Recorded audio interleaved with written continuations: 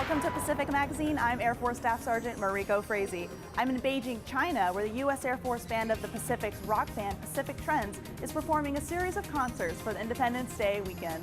Join us on this journey as we follow the band behind the scenes through their 4th of July performances, how in between shows they learned about Chinese culture and history, and how they strengthen the tie between the two nations through their music. Beijing, which means northern capital, is China's second largest city after Shanghai. The city, home to more than 21 million people, is regarded as China's political, educational, and cultural center.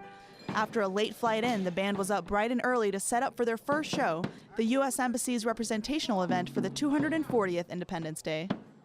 4th of July celebrations are always a lot of fun for us to be able to play overseas with embassies and things like that. It's really fun to see how we really lift morale. But for the band members, setting up in a foreign country always means something different. Normally, we're kind of our own roadies, so we show up with our own gear and we set everything up. Today was a treat because they had everything set up for us. A lot of times when we travel internationally, the sponsors will provide gear for us.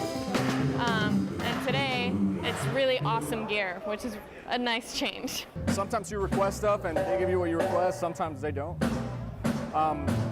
It takes probably about half an hour if everything goes smoothly, and if you run into any kind of problems, then it might take a lot longer than that. Right now, I am trying to program sounds for our show. This is rental gear that the embassy's provided for us, so we've got to try to find all the patches that the band is used to hearing with different gear that I'm used to using. Once their instruments were set up, it was time to go over their set list. Reviewing some tunes that we're going to play this week and making sure they're in my memory. I was here last year with the band, and we were able to do some Comrail stuff, and the Chinese people were so receptive, and they loved us. So I think this year's going to be even better because we're going to do more of that. For them, it's not about just putting on a show. It's their passion and their love for music and using that to make a difference around the world. I love what we do. I get to see the impact that we have on people. I just love music. It's my life calling, I believe. So to be able to do this and do it the way that we do, it's a blessing. This is going to be maybe the first or only experience that some of these folks are going to have with the U.S. military band. Got to take the time to get it right. The folks are a great show. After a quick bite to eat and getting changed into their uniforms, it was finally time to hit the stage.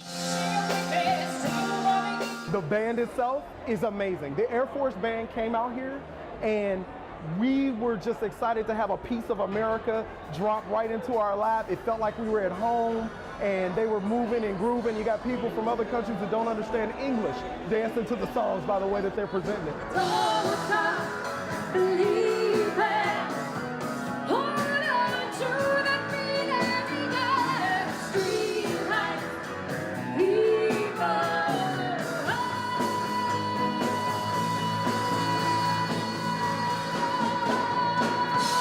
While everyone enjoyed the concert, the band brought a special meaning to a few. I was upset at first, like I had to miss another 4th of July. It's one of my favorite holidays.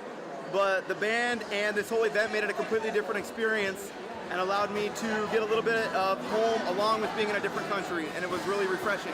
Also, American music here in China is very famous. There are many fans.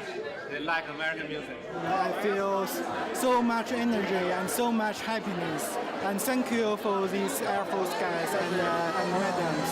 Happy 4th of July, thank you! After a successful performance last night, the band decided to take some time and experience some Chinese culture and history right here at the Great Wall. Known as the most recognizable symbol of China in its long history, the Great Wall is a barrier fortification in northern China that spans more than 5,500 miles. Construction of the wall began around the 3rd century BC and continued over hundreds of years through many different dynasties. It was originally built to protect the Chinese states and empires against invasions from various nomadic groups, and today, the wall remains a powerful symbol of the country's enduring strength. So we are on a chairlift headed up to the Great Wall of China. This is our time during this trip to really experience the country and not have to work and just kind of get out and see the people and see the area. And We're on a chairlift up, and then we're gonna hang out a little bit, and there's like a alpine slide to get back down. So it'll be fun. Actually, Mount Fuji being the hardest challenge I've ever done, this is definitely a close second. Feeling very winded right now, but it's been a great muscular endurance exercise, and so I'm really enjoying the experience. Some of these can be pretty darn steep. The band only had an hour to spend at the wall before they had to head back. Fortunately, they found a quick way to descend down the mountain. But hiking the Great Wall doesn't mean it's the end of the day for the band. Right now, they're at the U.S. Embassy bringing American families in China a little piece of home. These guys are going to hear some American music by some Americans today, so maybe we'll kind of remind them of home and make them happy. It's usually how it goes down. For the most part, people seem to enjoy it. Being over here, if I had no America around me, it could get frustrating. You could kind of lose yourself.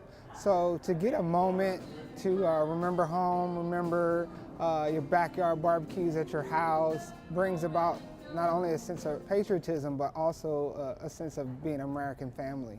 U.S. Ambassador to China Max Baucus kicked off the event, expressing the significance of Independence Day celebrations and how the band made it all possible. You know, it's amazing. We had a 4th of July party for the whole community yesterday, and I was just astounded and overjoyed with the enthusiasm. Americans and Chinese just loved it. I mean, it was over the top, and the band just made it possible, more than possible. It was the enabler. It's the glue that brought it all together. It was terrific. And an Air Force band, it's supposed to be more America, more 4th of July than the Air Force band. So it was just perfect. I'm surprised people don't use music more to build trust and common understanding among countries, because it's not political. It's just music, and it's expression of the soul. It's expression of the human spirit. Different kinds of music, whether it's soul, rock and roll, jazz, whatever it is, people love that. I don't care if they're a Republican or a Democrat, whether you're Chinese or American, it doesn't make any difference. I thought it was really nice. The band was really good. The food was awesome. The band's final stop here in Beijing is their community outreach event, where they'll be playing 2 shows back-to-back for the local community. We're able to bridge the gap between the music and the backline and the audience. It really makes a serious connection through there when we're able to go out and dance with them. And some of them know the American songs, so being able to hold your mic to their mouth and they're singing the lyrics to a classic American song, it's like, wow. That's pretty cool. That we came all this way over here and there's such a connection, and it feels really genuine, and I just know we're gonna have a lot of fun today. 2 shows in and out. It's gonna be great. It's awesome. It's an incredible mission that we get to help build relationships and work on the important events that are happening between China and the United States, and we love being part of that. Honestly, what is great about it is that it works so well in tandem with Department of Defense and Department of State objectives. The opportunity for music to cross those bridges, to build us closer together, to build that trust that we have, to reach out to the people of China. That's why we're here. In a relatively small room in the Beijing American Center, Chinese citizens filled the room from wall to wall, and it didn't matter where they were from or what language they spoke. Everyone rocked out as one. Rock, because I think it's cool. Yeah, it's very enjoyable and very amazing. Very good music. It's very awesome, and I'm great I'm here. It's great communication between the American people and the Chinese. I like about all these because they are so amazing. Oh, thank you. That means a lot. Thank you so much. And one girl in the audience apparently wanted to be a little more than a fan. I like him, but he is married, so crying maybe. And as the band wrapped up their final concert here in Beijing with 2 encores, this concludes this edition of Pacific Magazine. I'm Air Force Staff Sergeant Mariko Frazee, and from all of us at AFM Pacific, thanks for watching.